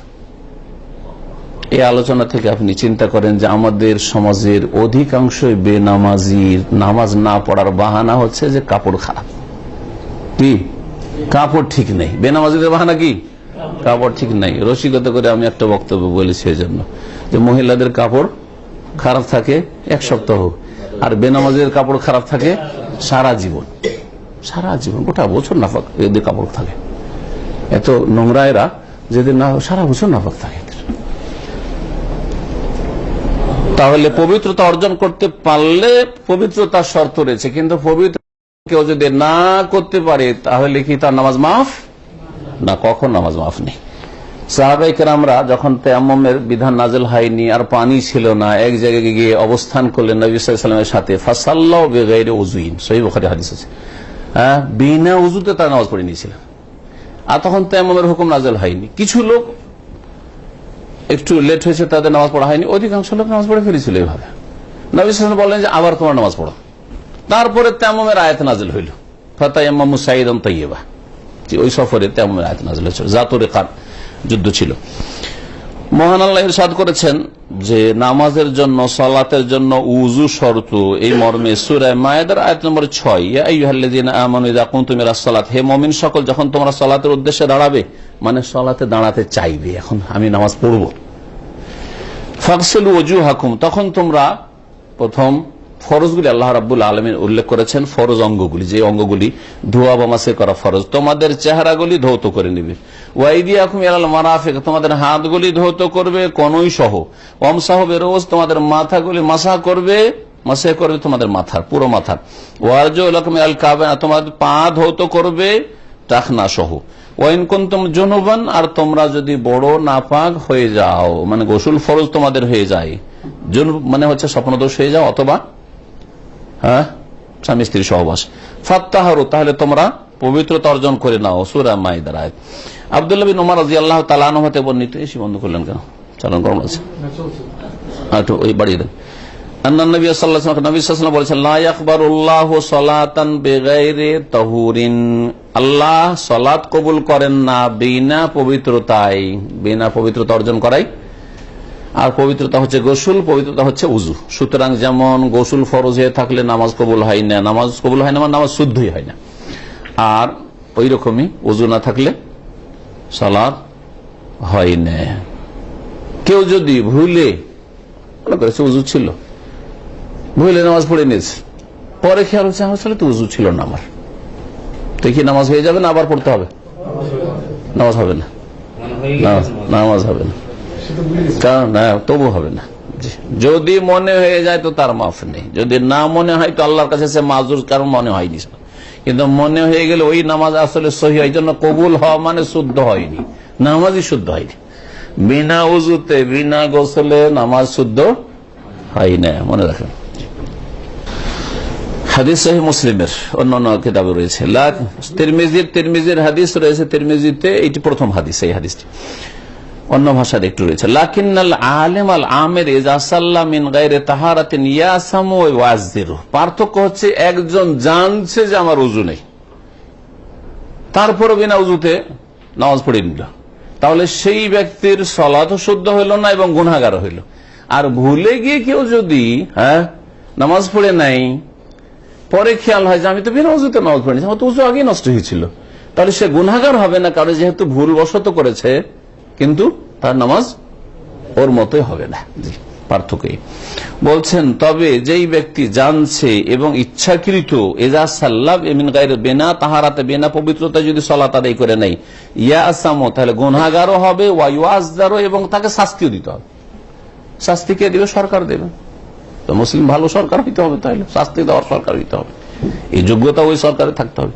ওয়াইন কানা জাহিলান, আর সে যদি অজ্ঞ হয়, মাসলাই জানে না যে নামাজ পড়ার জন্য উযু করতে হয়, নিউ মুসলিম কি আজকাল মেলা মুসলিম আছে জানে না। জি, এককালে বরযাত্রী গিয়ে দেখি জীবনে নামাজ পড়েনি, কিন্তু ওখানে শ্বশুর বাড়িতে কবুল করতে গেছে নামাজ পড়তে হবে, নামাজ পড়ছে। তা আমরা তো তালেব ইলম কাল থেকে 12 বছর ভালো নামাজ পড়তে শিখে নিয়েছি, কারণ ওই 6 বছর 7 বছর ছোট থেকে নামাজ পড়ে, জানি না যে কখন নামাজ শুরু করেছি, আলহামদুলিল্লাহ। এটা তো বাপ মার তরবিয়ত, আলহামদুলিল্লাহ, আল্লাহ ওদের জাযা খায়ের দান করুক। তো ওই লোক বিয়ে করতে গেছে, 25-30 বছর বয়স, এরপর কি করতে হবে না হবে, এদিকে দেখছে, এদিকে দেখছে, কি করতে হবে না হবে পাশের লোককে দেখে, যেমন নিউ মুসলিম করে সেম ওই রকম মুসলিমের সন্তান। জি, বহু আছে আমাদের সমাজে। বলছেন ওয়াইন কানা জাহিলান, যদি মাসলা না জানা থাকি, অজ্ঞ, আও নাসিহান, অথবা ভুলে গেছে, মাসলা জানে কিন্তু ভুলে গেছে উযু করতে, ফাইন্নাহু লা ইয়াসামু, সে গুনাহগার হবে না, লাকিন লা তাসিহু সালাতুহু, তার নামাজ শুদ্ধ হবে না, সহিহ হবে না, যেমন বললাম। ও আম্মাল আশিয়া আল্লাহ তাহরুমু আলাল মুহদিসি হাদাসান আকবার খাসসা, এই তো ছিল ছোট নাপাকি। বড় নাপাকির অবস্থায় কয়টি কাজ হারাম বলল? হ্যাঁ, দুইটি কাজ। একটা হচ্ছে কোরআন এখানে স্পর্শ করা, আরেকটি হচ্ছে ফরজ নফল যে কোনো নামাজ হোক, নামাজ পড়া। কিন্তু বড় নাপাকির অবস্থায় যেই কাজগুলি নাপাক ব্যক্তির ওপর করা হারাম, বড় নাপাকির অবস্থায়, ছোট নাপাকি তো নয়, তার মধ্যে একটি ফাহিয়া, সেগুলি শোনাচ্ছে। বলছেন কিরাআতুল কোরআনে লিল জুনুবি লিহাদিসে আলী রাদিয়াল্লাহু আনহু, কোরআনে কারীম পাঠ করা বড় নাপাক ব্যক্তির, বড় নাপাকের হুকুম চলছে না, বড় নাপাক ব্যক্তির জন্য কোন কাজগুলি করা হারাম? কোরআন পাঠ করা। কোরআন পাঠ করা মানে ছোঁয়া নাই, না ছুঁয়ে, মুখস্থ আছে, আপনার বেশ কিছু সূরা মুখস্থ আছে, গোসল ফরজ আছে, পড়তে পারবেন না? পারবেন না, না, হারাম। এবার বুঝলেন? জি, কোরআন পড়তে সূরা ফাতিহা পড়ছেন, সূরা ইখলাস, নাস, ফালাক পড়ছেন, আয়াতুল কুরসি পড়ছেন, এগুলো তো মুখস্থ সাধারণ মুসলিমদের আমাদের আছে। হাফেজে কোরআন, কোরআন রিভাইজ করছে, পড়ছে নাপাক অবস্থায়, না, চলবে না। কিরাআতুল কোরআন লিল জুনুবি, যার গোসল ফরজ হয়ে আছে, স্বপ্নদোষ হওয়া ব্যক্তি, বা কি বলবো, স্বামী স্ত্রীর সহবাস হয়েছে যার ফলে গোসল ফরজ হয়েছে, অথবা হাইজের অবস্থায় আছে, নেফাসের অবস্থায় আছে, জায়েজ নাই। কানা লা ইয়াহজুবু, নবী সাল্লাল্লাহু আলাইহি ওয়াসাল্লাম সম্পর্কে আলী রাদিয়াল্লাহু তাআলা আনহু বলছেন, তার বর্ণিত হাদিস, কানা লা ইয়াহজুবু ইয়ানিন নবী সাল্লাল্লাহু আলাইহি ওয়াসাল্লাম আনিল কোরআন শাইউন লাইসাল জানাবাতা, বলছেন নবী করিম সাল্লাল্লাহু আলাইহি ওয়াসাল্লামকে কোরআন থেকে কোনো কিছুই বাধা দিত না, লাইসাল জানাবাতা, জানাবাতের বড় নাপাকি ব্যতীত। লাইসা মানে এখানে ইল্লা, বড় নাপাকির অবস্থায় তিনি কোরআন তেলাওয়াত করতেন না, মুখস্থ তেলাওয়াত করতেন না। কোরআন থেকে তাহলে অন্য কিছুতে বাধা দিত না, মানে তাহলে বিনা উযুতে তিনি কোরআন মুখস্থ পড়তেন, কিন্তু যখন বড় নাপাকি থাকতো, গোসল ফরজ থাকতো, তখন কোরআন পড়তেন না। তিরমিজিতে আছে হাদিস, অন্যান্য হাদিসের কিতাবে রয়েছে। ওয়াকাদ ওয়ারা আন ওমর রাদিয়াল্লাহু তাআলা আনহু থেকে বর্ণিত রয়েছে, এবং বাইহাকী সহিহ বলেছেন, ওয়া ওয়ারাদা আন আলী রাদিয়াল্লাহু মাওকুফান, এবং আলী রাদিয়াল্লাহু তাআলা আনহু থেকেও তার উক্তি বা কর্ম হিসাবে বর্ণিত রয়েছে মাওকুফ। রাওয়াহু দারকুতনি, ইমাম দারকুতনি বর্ণনা করেছেন ওয়াসাহ, এবং তাকে সহিহ বলেছেন।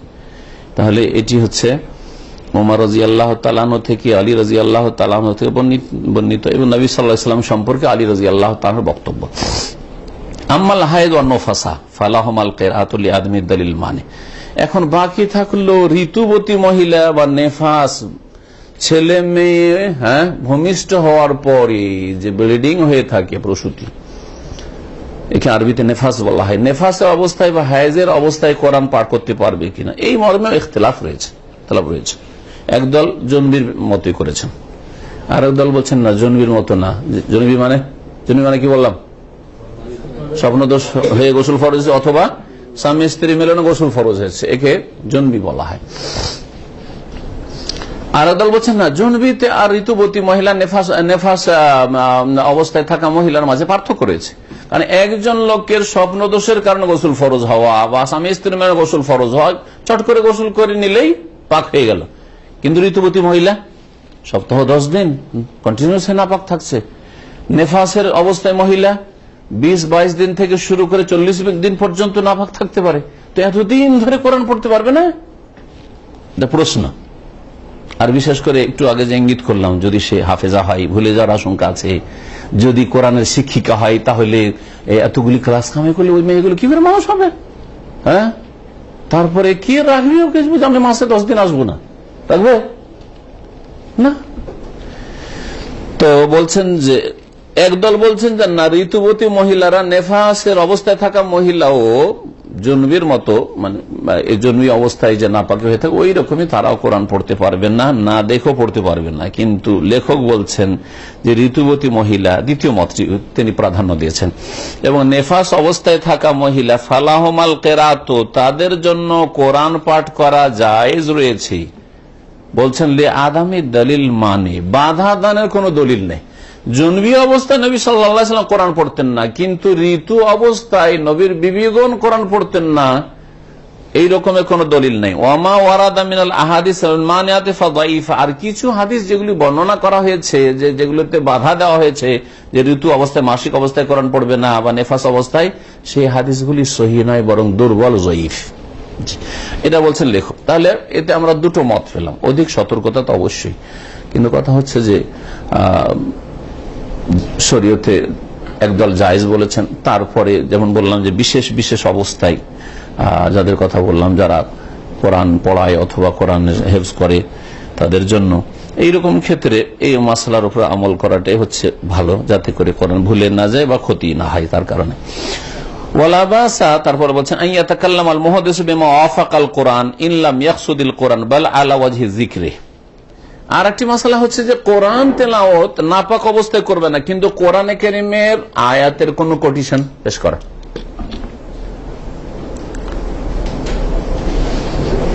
মাসলা মাসাইল যারা বলে আলেম ওলামা, যখন তখন টেলিফোন আসে মাসলা জিজ্ঞেস করছে না, করছে না? পাক অবস্থায় শুধু, নাপাক অবস্থায় জিজ্ঞেস করতে পারে না? নাপাক অবস্থায় টেলিফোন চলে আসলো, আর দেখছেন যে টেলিফোন উঠাইতে হবে। হ্যাঁ, যদি আপনি আলেম শেখ হইতেন তাহলে বুঝতে পারতেন। হ্যাঁ, 24 ঘন্টা টেলিফোন আসতে থাকে। তো টেলিফোন চলে আসছে, দেখছেন যে এই লোকটি টেলিফোন আমাকে উঠাইতে হবে, না যে টেলিফোন উঠাইলাম না, টেলিফোন উঠাইতে হবে। আর জানছেন না যে টেলিফোন উঠলে মাসলা জিজ্ঞেস করতে, ও মাসলা এখনই দরকার, একটা মাসলা। আর মাসলা বলতে কি ওকে দলিল বলতে হবে। হ্যাঁ, দলিলটা কোরআনের আয়াত, উদ্দেশ্য আপনার কোরআন আয়াত পাঠ করা নাই, উদ্দেশ্য হচ্ছে দলিল দেওয়া। তো ওই আয়াতটা পাঠ করতে পারবেন কি পারবেন না নাপাক অবস্থায়? পারবেন। এর বোঝা গেছে? নাপাক অবস্থায় মেলা কাজ করা যায়। হ্যাঁ, নাপাক অবস্থায় গোসল ফরজ আছে, স্বপ্ন দোষ হয়েছে, তারপরে ঘুমানো যায় কিনা? না যায়। নতুন লোকেরা বলতে পারবে না, ওরা ভাবে আমাদের দেশি ফতুয়া যে কেউ যদি স্বামী স্ত্রী সহবাস হয়ে যায় তো বৃদ্ধ আঙ্গুলে কোন রকম করে ভট্টর দিয়ে খাট থেকে নেমে কোন রকমের গোসলখানায় যেতে হবে, টিউবওয়েলের কাছে গোসল করতে হবে, ঠিক না? এগুলো আমাদের দেশীয় কথা, এগুলো ইসলামের কথা নাই। যার ফলে ওরা তো চুপ থাকবে, কিন্তু আপনারা যারা মাসলা কিছুটা জানেন তারা তো হাহু করবেন। হ্যাঁ, এসা পরে স্বপ্নদোষ হয়ে গেছে, আপনি বলছেন এক্ষুনি গোসল, অথবা এসা পরে সহবাস হয়েছে, ছুটি কাটাইতে গেছেন 2 বছর পরে, রাতে একবার স্বামী স্ত্রী মিলন যথেষ্ট নাই। বিশেষ করে নতুন বিবাহ শাদী করা লোক হইলে 2-4-5 বার হইতো, বা একাধিকবার, 2বারই ধরেন, কিন্তু 2-4 ঘন্টা হচ্ছে না, একটু এনার্জি লাগবে, তো আর 4 ঘন্টা 5 ঘন্টা পরে একবার এসা পরে, আর একবার ভোর 3টায় ফজরের আগে, তাহলে 2 বার সহবাসের জন্য 2 বার গোসল করবেন নাকি? পৌষ মাঘ মাসে এইরকম 2-4 দিন করেন, কবরস্থানে পৌঁছে যেতে হবে, ঠিক না? মুশকিল। শরীয়ত বলে না যে এইরকম 2-3 বার করে গোসল করো, যতবার সহবাস ততবার গোসল করো। তাহলে এসা পরে নবী করিম সাল্লাল্লাহু আলাইহি ওয়াসাল্লামের তরিকা যে যদি আপনাকে ফরজ গোসল থাকা অবস্থায় বিলম্ব করতে হয় তো তাড়াতাড়ি করে উজু করেন, উজু করে নাপাকিটাকে হালকা করেন, হালকা করে নিয়ে আপনি দুনিয়াবী কাজ করেন, পানাহার করেন, রান্না করেন, পাকশাক করেন, আপনি কাজকর্ম সংসারের করেন, হ্যাঁ, ড্রাইভিং করেন, অসুবিধা নেই, কাজকর্ম করেন, আপনি ঘুমান। আর তারপরে ফজরের আগে গোসল করা ফরজ, কারণ ফজরের নামাজ আপনাকে জামাতে পড়তে হবে, সূর্য ওঠার আগে পড়তে হবে, টাইমে পড়তে হবে, সুতরাং তখন গোসল করা ফরজ। সারা রাত গোসল করা ফরজ না, উজু করে নেওয়া যথেষ্ট। এটা হচ্ছে সঠিক মাসলা। তো কি বলছিলাম, এখন রাত্রে আল্লাহর নাম নেবেন, বিসমিল্লাহ বলবেন কোন কাজের জন্য, গোসল ফরজ হয়, স্বপ্ন দোষ হয়, তারপরে খিদে লেগেছে, একটু কিছু খাবেন তো বিসমিল্লাহ বলবেন না? বলবেন না? 1 গ্লাস পানি খাবেন, বিসমিল্লাহ বলবেন না? বলবেন না? হ্যাঁ, কোন কোন ক্ষেত্রে বিসমিল্লাহির রহমানির রহিম, বিসমিল্লাহ তো কোরআনের একটা অংশ, তো বলা যাবে না? যাবে না? যাবে না? হ্যাঁ, যাবে।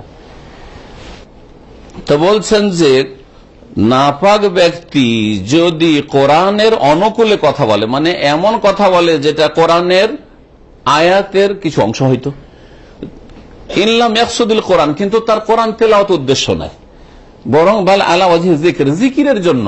যেমন বিসমিল্লাহির রহমানির বলছে, হ্যাঁ আল্লাহ শুকরিয়া, আলহামদুলিল্লাহ রাব্বিল আলামিন। নাপাক অবস্থায় আল্লাহর নিয়ামত মনে পড়বে, আলহামদুলিল্লাহ রাব্বিল আলামিন বলা জায়েজ না? জায়েজ নয়।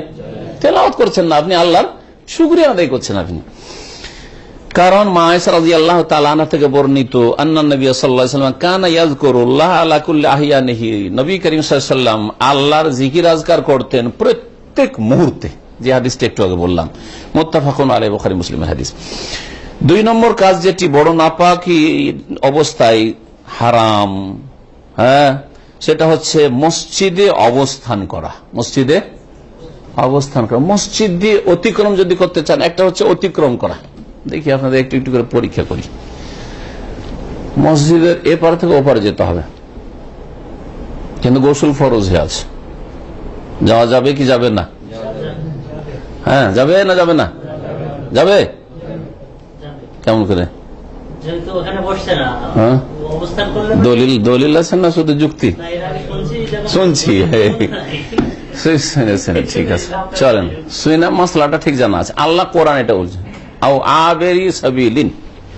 হ্যাঁ, রাস্তা পার করতে পারে এপার থেকে। যদি মসজিদ ঘুরে যান তাহলে অনেক সময় লাগবে হয়তো, হ্যাঁ, অথবা মসজিদের ভিতরে একটা কিছু আছে নাপাক অবস্থায়, বড় নাপাকির অবস্থায়, মসজিদে গেলেন আর বসলেন না, নিলেন না, টান দিয়ে চলে এলেন, জায়েজ না? জায়েজ নয়। হ্যাঁ হ্যাঁ, অবস্থান জায়েজ নাই। কি জায়েজ নাই? অবস্থান জায়েজ নাই। এখন অবস্থান দিয়ে জায়েজ নাই, একবারে কোন অবস্থাতেই জায়েজ নাই না অবস্থান করা উজু করে নিলে জায়েজ, এটাতে দুটো মত আছে। অধিকাংশ লোকেরা বলছেন যে মসজিদে অবস্থান করা যাবে না, উজু করলেও যাবে না। বড় নাপাক ব্যক্তি উজু করার পরেও মসজিদে অবস্থান করতে পারবে না। অবস্থান করা তো বুঝছেন, হ্যাঁ, দাঁড়িয়ে থাকা, বসে থাকা, হ্যাঁ, বা শুয়ে থাকা। মসজিদে যারা ঘুমায়, হ্যাঁ, মসজিদে কারো ঘুমানোর প্রয়োজন জায়েজ আছে, প্রয়োজনে ঘুমানো জায়েজ আছে, প্রয়োজনে ঘুমানো জায়েজ আছে। মসজিদকে আবার বানাবেন না, বেডরুম বানাবেন না, সবসময় ঘুমানো না, ওইটাও ঠিক নয়, কিন্তু প্রয়োজন তাগিদে ঘুমানো জায়েজ। সাহাবারা, আসহাবে সুফা যাদের বাড়ি ঘর ছিল না, তারা মসজিদে ঘুমিয়েছেন। তো মসজিদে ঘুমিয়ে আছেন, আর তারপরে কি হয়েছে? স্বপ্নদোষ হয়েছে। অবশ্য তাড়াতাড়ি বেরিয়ে যেতে হবে, কিন্তু তাড়াতাড়ি বেরিয়ে গিয়ে ধরেন গোসল টুসল এখন করার সুযোগ পাচ্ছেন, বাইরে দাঁড়িয়ে থাকবেন না, উজু টুজু করে এসে মসজিদে বসতে পারবেন? সওয়াল, জিজ্ঞাসা, বসা যাবে না? যাবে না। অধিকাংশ লোকেরা বলছে জি না ফতোয়া দিলেন, এটা ঢেল মারা ফতোয়া, মানে দেখি যে ঢেল লেগে যাচ্ছে, ফজলিয়াম পড়ে যাবে, কিন্তু ঢেল ঠিক লাগছে না। একদল বলছেন না যাবে না, আর একদল বলছেন না যে উজু করলে নাপাকি হালকা হয়ে যায়, সুতরাং জায়েজ। আর এটাই শক্তিশালী মত, লেখক ওটাকে প্রাধান্য দিয়েছেন।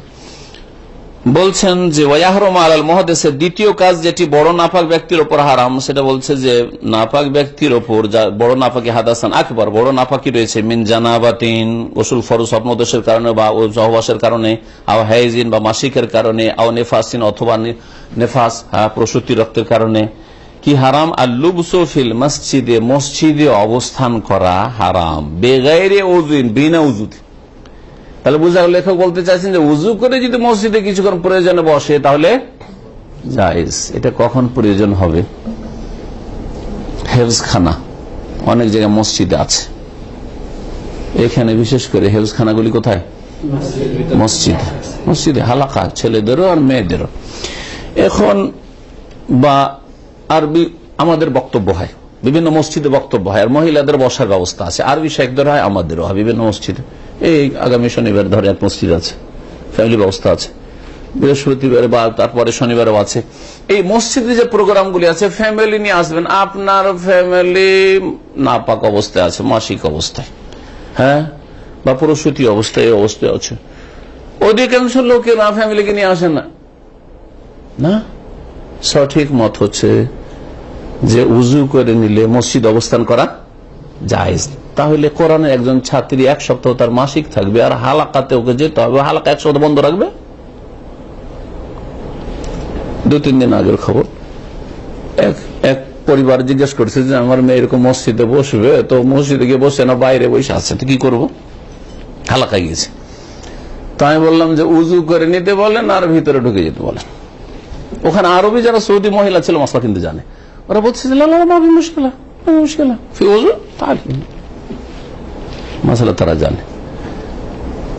এটা যদি ফতোয়া না দেন তাহলে কি ফতোয়া দিতে হবে যে তোমার 1 সপ্তাহ 10 দিন মাসিক থাকবে, তো বাড়িতে গিয়ে বসো, আর বাইরে গরমে বসে থাকো। বাইরে তো টিচার বসতে যাবে না, তাই না? তার মানে ওকে আপনি শিক্ষা থেকে বঞ্চিত রাখছেন, যে শিক্ষাটা চলছে মসজিদে। তো এই ক্ষেত্রে দুটো মত হলো সঠিক মত। শেখ এটিকে প্রাধান্য দিচ্ছেন যে বিনা উজুতে বড় নাপাকি অবস্থায় মসজিদ অবস্থান জায়েজ নাই, কিন্তু উজু করে নিলে জায়েজ। দলিল একটু আগে বলবেন, সাহাবায়ে কেরামদের আমল এরকম ছিল। মহান আল্লাহ কি বলেছেন এখানে, আইয়ুহাল্লাযীনা লা তাকরাবুস সালাহ, হে মুমিন সকল তোমরা সালাতের কাছে যেও না, ওয়া আনতুম সুকারা, নেশাগ্রস্ত অবস্থায়।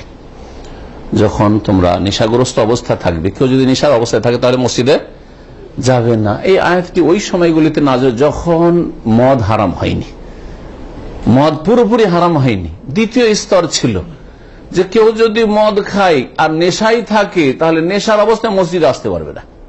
অনেক সাহাবায়ে কেরাম তখন চিন্তা করলেন যে মদ এত খারাপ জিনিস, এত নোংরা জিনিস, যে নেশা যদি হয়ে থাকে তাহলে মসজিদে ঢোকা নিষেধ, আল্লাহ করছেন, ছেড়ে দিলাম। কিন্তু কিছু লোকের নেশা এখনো থামে না, বলছে ঠিক আছে তাহলে যখন ঢুকতে পারবো না তো এশার নামাজ পড়ে গিয়ে খেয়ে নেবো, আর খেয়ে নিয়ে ফজর হইতে হইতে নেশা শেষ হয়ে যাবে, আবার ফজরে চলে আসবো। এইরকম করে কিছুদিন কিছু লোক চালিয়েছে।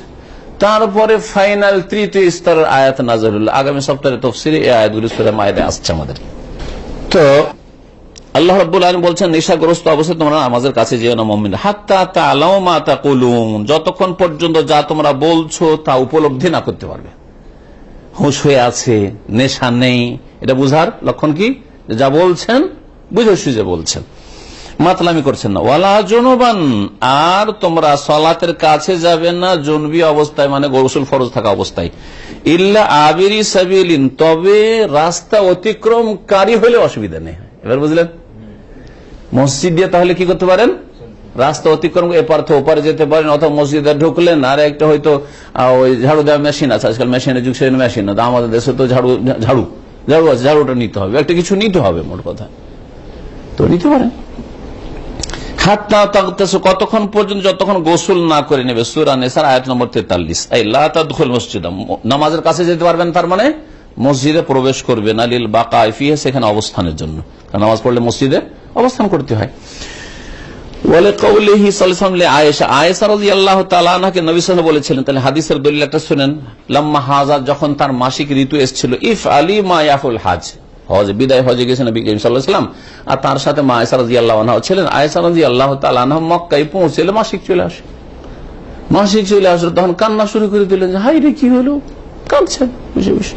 শান্তল্লাহ দিলেন নবী করিম সাল্লাল্লাহু আলাইহি ওয়াসাল্লাম, ইন্না হাযা আমরুন কাদ কাতাবাহুল্লাহু আলা বানাতি আদম, কি এমন একটা লিখনি যেটা আদমের মেয়েদের উপর সকল আল্লাহ লিখে রেখেছেন, যে মেয়ে সন্তান হইলে, সাবালিকা হইলে কি হবে, মাসিক হবে। আদমের বেটিদের সকল সবারই লিখা আছে, তোমার শুধু একা নয়। তো তুমি কি করো, ইফ আলী মায়াফুল হাজ, হাজিদের সব কাজই করো, একটা কাজ শুধু করতে পারবে না, কি গায়রা আল্লাহ তুফি বিল বাইতি, হ্যাঁ বাইতুল্লাহর তুমি তওয়াফ করতে পারো, কারণ বাইতুল্লাহ তওয়াফের জন্য মসজিদে হারামে ঢুকতে হবে, মসজিদে হারামে তুমি ঢুকতে পারবে। তাহলে বোঝা গেল কেউ বাহির বাইরে যদি সাফা মারার সাইও করে সেটাও জায়েজ, যতক্ষণ পর্যন্ত সাফা মারা যাওয়ার জন্য মসজিদ দিয়ে অতিক্রম করতে হচ্ছে না। এখনো পর্যন্ত সাফা মারার বাইরের দিকে কিন্তু মসজিদ নাই, ঠিক না? এমনি খোলা চত্বরে নামাজ পড়ছে, সেটা তো আর মসজিদ নয়, মসজিদের বাইরে চত্বর সেগুলো। তো নবী সাল্লাল্লাহু আলাইহি ওয়াসাল্লাম মাসিক ঋতু বা নেফাসের অবস্থায় হজের সব কাজ করার অনুমতি, মেনায় থাকতে পারবে, আরাফায় থাকবে, মুজদালিফায় থাকবে, সব ইহরাম বাঁধবে, সব কিছুই করবে। কি করবে না, শুধু খানায় কাবার তওয়াফ করতে পারবে না। হাত্তা তাথরি, যতক্ষণ পর্যন্ত পাক না। মুত্তাফাকুন আলাইহি, বুখারী মুসলিম হাদিস। ফা মুনিআত মিনাত তাওয়াফ, মা আয়েশাকে বাধা দেওয়া হলো তাওয়াফ করতে। কেন? লিমান ইহা মিনাল মসজিদ, মসজিদে যেহেতু ঢোকা বা অবস্থান করা নিষেধ, সেই জন্য। আয়েশা রাদিয়াল্লাহু তাআলা আনহা থেকে আরো বর্ণিত রয়েছে, আন্নাহা কাল, তিনি বলেন, কুন্নাল মুতাকাফিফাত, ইতিকাফকারী মহিলারা, এজা হিদনা, তাদের মাসিক যখন চলে আসতো, ইতিকাফ তো মসজিদে করতে হবে, আর বাংলাদেশ আবার মহিলারা মুসাল্লাতে বসে, বাড়িতে যায় নামাজে বসে ইতিকাফ করে, এটি জায়েজ নাই, জায়েজ নাই। মসজিদের জন্য মসজিদ শর্ত লাগিয়েছে আল্লাহ ইতিকাফের জন্য। কোরআন কারিমে কি আয়াত রয়েছে ইতিকাফ সম্পর্কে? সূরা বাকারাতে যে আয়াতগুলি রয়েছে, রোজা সিয়াম সম্পর্কে তার শেষ আয়াত 187 নম্বর আয়াত, ওয়ালা তুবাশিরুহুন্না ওয়া আনতুম আকিফুনা ফিল মাসাজিদ, তোমরা স্ত্রীদের সংস্পর্শে যাবে না যখন তোমরা ইতিকাফ অবস্থায় থাকবে। কোথায়? ফিল মাসাজিদ। তাহলে বলছে আকিফুনা ফিল মাসাজিদ, ইতিকাফ হয় কোথায়? মসজিদে হয়। আর আপনার বাড়ির ওই জায়নামাজ, মহিলার নামাজ পড়ার জায়গাটা মসজিদ নয়, সুতরাং জায়নামাজে বসে বসে ইতিকাফ করবেন, ইতিকাফ বিদাতি ইতিকাফ। বলছেন ইতিকাফকারিনী মহিলারা যখন মাসিক চলে আসতো, আমার রাসূলুল্লাহ সাল্লাল্লাহু আলাইহি ওয়াসাল্লাম বিইখরাজিহিন্না মিনাল মসজিদ, তখন নবী সাল্লাল্লাহু আলাইহি ওয়াসাল্লাম তাদেরকে মসজিদ থেকে বের করে দেওয়ার নির্দেশ দিলেন, যেন ওরা যেন বেরিয়ে যায়। তাহলে বোঝা গেল যে ইতিকাফ করুক, কিন্তু ইতিকাফ অবশ্যই মাসিক চলে আসে, তাহলে ইতিকাফ ভঙ্গ করে মসজিদ থেকে বেরিয়ে পড়ে বাড়ি চলে আসবে। আযাহু ইবনে কুদামা ফিল মুগনি লিআবি হাফস আল আবকারি ওয়া ক্বালা ফিল ফুরু ইসনাদু জাইয়্যিদ। এর সনদ উত্তম সনদ। ইমাম ইবনে কুদামা আইটিকে আবু হাফস আল আকবরির দিকে সম্পৃক্ত করেছেন। আয়েশা রাদিয়াল্লাহু তাআলা আনহা থেকে আরেকটি হাদিস রয়েছে মর্মে, কাল তিনি বলেছেন কালা রাসূলুল্লাহ সাল্লাল্লাহু আলাইহি আল খুমরা মিনাল মসজিদ, আমাকে মসজিদ থেকে পাটিটি এনে দাও। পাটি বলেন তোমরা না? না চাটাই বলেন? পাটি, চাটাই, একটা ভাষা আছে আমাদের সোপ, সব তাহলে বোঝেন। কালাত বলছেন ফাকুল, তো আমি বললাম ইন্নী হাইজ, আমাকে আপনি মসজিদ থেকে পাটি চাটাইটা আনতে বলছেন, আমি তো ঋতু অবস্থায় আছি, মাসিক ঋতু অবস্থায়, হাইজ অবস্থায় আছি। ফাকালা, তখন নবী সাল্লাল্লাহু আলাইহি ওয়াসাল্লাম বলছেন ইন্না হাইজাতাকি লাইসাত ফি ইয়াদিকি, তোমার মাসিক তোমার হাতে লেগে নেই, হাত বাড়িয়ে তুমি নিয়ে নাও এখান থেকে, কিন্তু তোমার হাতে লেগে আছে যে তুমি ওখান থেকে নিতে পারবে না। তার মানে মসজিদে হাত বাড়িয়ে নেওয়া যাবে, অথবা মসজিদে না থেমে নিল আর টান দিয়ে চলে আসলে এরকম করা যেতে পারে, এই কথা বলতে চাইছে। এক কথা মসজিদে অবস্থান করা যাবে না, মসজিদে অবস্থান করা যাবে না, এগুলোর দলিল দিচ্ছে। কিন্তু উজু করে নেওয়ার পরে একটা মাসলা আবার বলেছেন, যেটা আপনাদের জন্য নতুন, সুতরাং ওইটার দলিলটা জানতে হবে নাকি। বলছেন ফাইজা তাওয়াদ্দা মান আলাইহি হাদাসুন আকবার, যার বড় নাপাকি রয়েছে সে যদি উজু করে নেয় জাযালাহুল লুবসু ফিল মসজিদ, তাহলে মসজিদে অবস্থান করা জায়েজ। বড় নাপাকির অবস্থায় যদি উজু করে নেয় তাহলে মসজিদে অবস্থান করা জায়েজ। কেন? বলছে লিকাউলি আতা ইবনে ইয়াসার রাহিমাহুল্লাহ, প্রখ্যাত তাবেঈ আতা ইবনে ইয়াসার রাহিমাহুল্লাহ, তাবেঈ সাহাবায়ে কেরামদের শাগির্দ এবং মক্কার বড় একজন ফাকিহ আতা ইবনে ইয়াসার তাবেঈ ছিলেন। তিনি বলছেন রাআইতু রিজালান মিন আসহাবি রাসূলিল্লাহ সাল্লাল্লাহু আলাইহি ওয়াসাল্লাম, আমি আল্লাহর রাসূল সাল্লাল্লাহু আলাইহি ওয়াসাল্লামের অনেক সাহাবায়ে কেরামকে দেখেছি। তাবেঈ কাকে দেখেছেন? সাহাবীদের, নবীর সাথী সঙ্গীদেরকে দেখেছে। বলছে আমি অনেক সাহাবীদেরকে দেখেছি ইয়াজলিসুনা ফিল মসজিদে, তারা মসজিদে বসতেন, ওয়া হুম মুজনিবুনা, তারা জুনবি অবস্থায় থাকতেন, মানে গোসল ফরজ হয়ে থাকতো তাদের।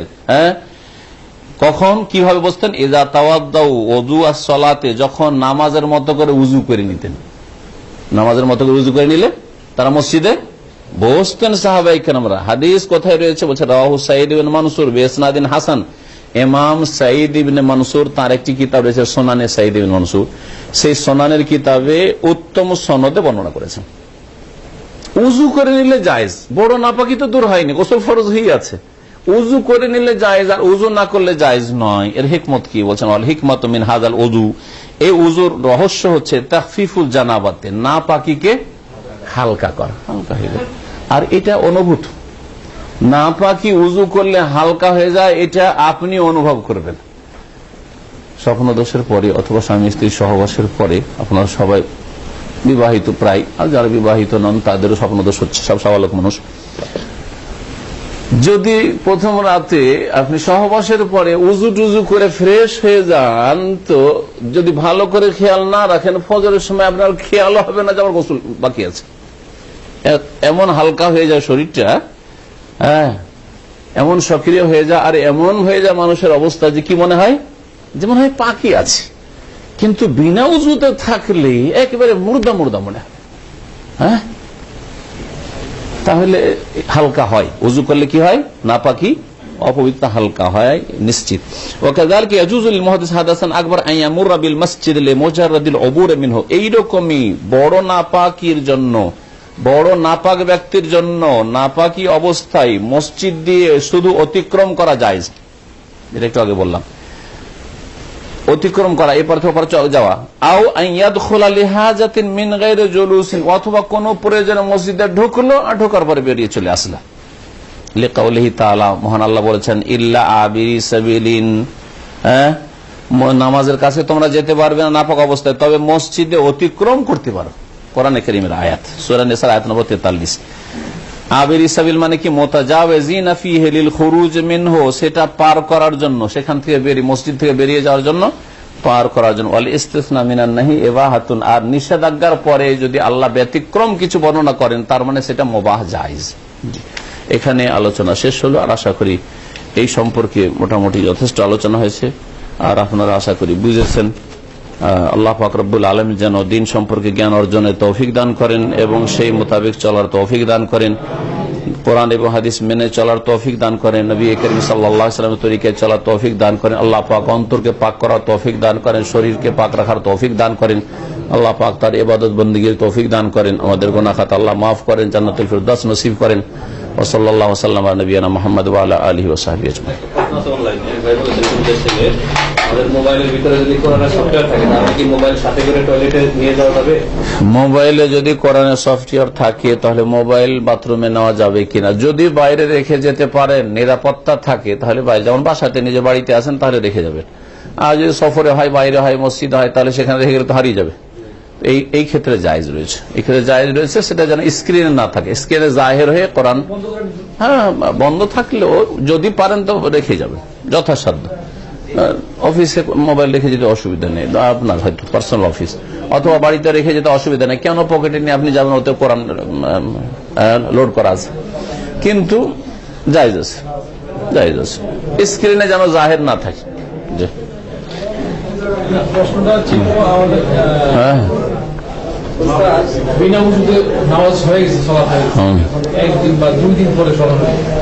যদি স্মরণ হয়ে থাকে নিশ্চিত যে আসলে ওযু ছিল না, তা পড়তে হবে, কারণ সময় শুদ্ধ হয় না। হ্যাঁ, লা তুকবালু মিনাল আতাসি, সালাত হয়ই না, হয়নি আপনার নামাজ।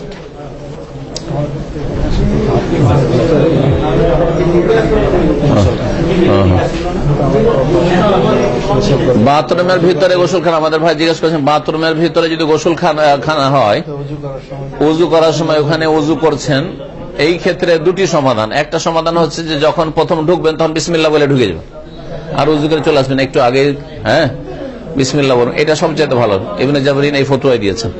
আর যদি তা না হয়, ভুলে গিয়ে থাকেন, তো জিকির কালবি, মনে মনে কলবে জিকির বিসমিল্লাহ পড়ে নেবেন, জবান নড়িয়ে নয়।